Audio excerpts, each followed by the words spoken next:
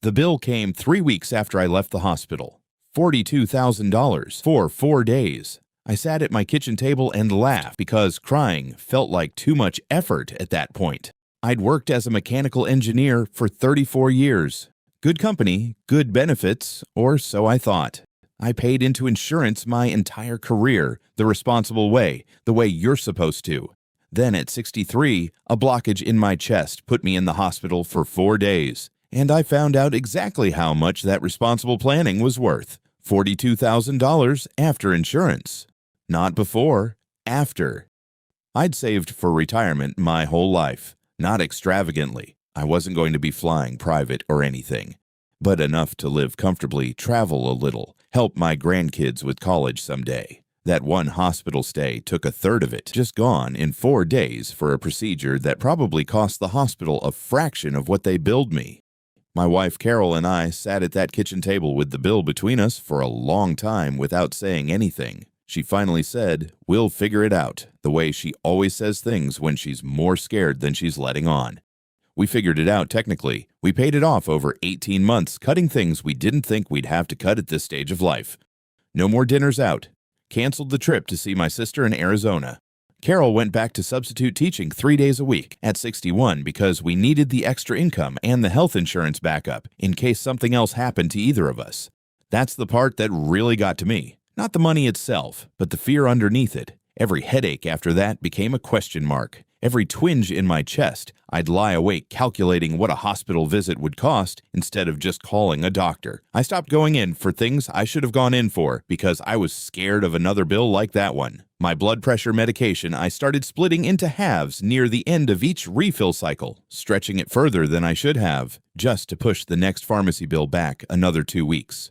I'd become the kind of person who was more afraid of the healthcare system than of actually being sick. That's not something I ever thought I'd say about myself. My son-in-law, of all people, was the one who brought up Thailand. He'd been stationed there years earlier and kept saying, half joking, that I should look into what medical care cost over there. I brushed it off the first 2 times he mentioned it. I wasn't about to fly to the other side of the world for a doctor's appointment. That sounded insane.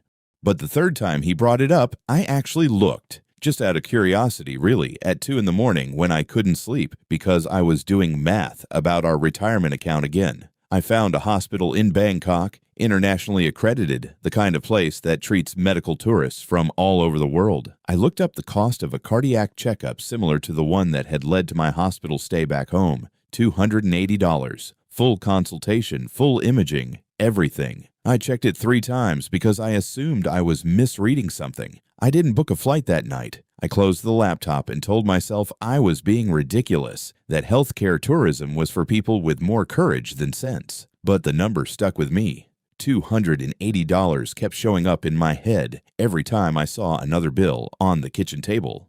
6 months later, Carol and I had what I can only describe as our most practical fight ever. Not about anything emotional, about spreadsheets. She'd started running the numbers too without telling me, and she slid her laptop across the table one night and said, "Look at this. If we moved even part-time to Thailand, our monthly healthcare costs alone would be less than what we were paying just in insurance premiums back home. Everything else, rent, food, the actual cost of living, came out cheaper too." We flew to Bangkok 3 months later, not to move permanently, not yet, just to see it with our own eyes because neither of us trusted a spreadsheet enough to sell the house over it. The flight itself was almost 20 hours with the layover. I spent most of it staring at the seatback in front of me, running the same math over and over in my head, like if I calculated it enough times it would either confirm we were making a huge mistake or finally let me relax. Carol slept for most of the flight. I envied that. Landing in Bangkok, the first thing that hit me wasn't the heat, or the traffic, or how different everything looked. It was how normal it all felt within about an hour. I'd built this whole trip up in my head as some kind of leap into the unknown, and instead, we were just 2 tired people looking for a taxi like anywhere else in the world. Our hotel was near the hospital, on purpose. Carol had booked it that way, so we wouldn't have an excuse to put off the appointment. That first night, neither of us said much. We just sat on the balcony, jet-lagged, watching the city lights, and at some point Carol said, "Whatever happens tomorrow, at least we finally looked instead of just wondering." I didn't have a good answer for that, so I just nodded. I barely slept before the appointment. Old habits, I suppose. Some part of me still expected a catch, some hidden fee or complication that would show up the moment we got there, the way it always seemed back home. Carol noticed I was quiet at breakfast and just put her hand over mine and said, "We're just looking, Frank. We can always go home." I remember sitting in the waiting room of that hospital in Bangkok, still half expecting some catch, some hidden fee that would show up later like it always had back home. The doctor spent 40 minutes with me. 40 minutes. My cardiologist back in Ohio used to spend maybe 8, if I was lucky, before moving to the next patient. This doctor actually explained things, drew diagrams, answered every question Carol had, and she had a lot of them.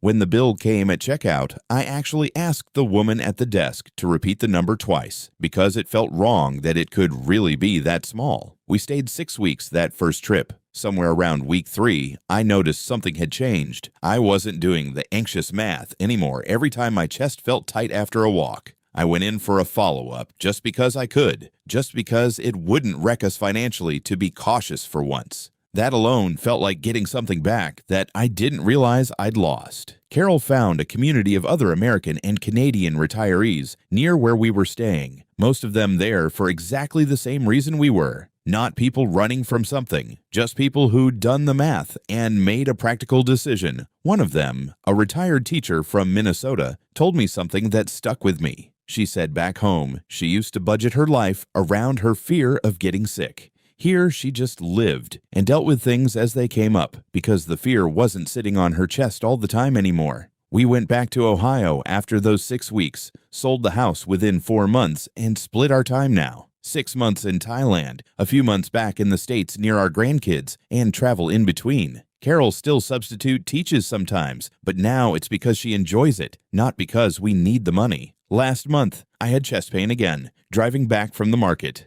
Old habits die hard. My first instinct was still that flash of dread, the mental math kicking in before I could stop it. Then I remembered where I was. I went straight to the hospital, no hesitation, no calculating what I could afford to skip. Turned out to be nothing serious, just indigestion, but the visit, tests included, cost less than our old insurance copay used to. I sat in that waiting room afterward and thought about that kitchen table back in Ohio, the $42,000 bill sitting between me and Carol, both of us too stunned to say much. I don't think either of us imagined we'd end up here, not running from a bill, but running towards something better, almost by accident. I still keep a folder with that original bill in it. Not out of anger anymore, just as a reminder of how much fear used to run my life and how far I've come from splitting pills in half to stretch out a prescription. The blockage that started all this is fine now, by the way. Managed, monitored, nothing dramatic. What changed wasn't my health. It was how much room fear took up in my life and how much smaller that room got. The day I stopped being afraid of what it cost to take care of myself.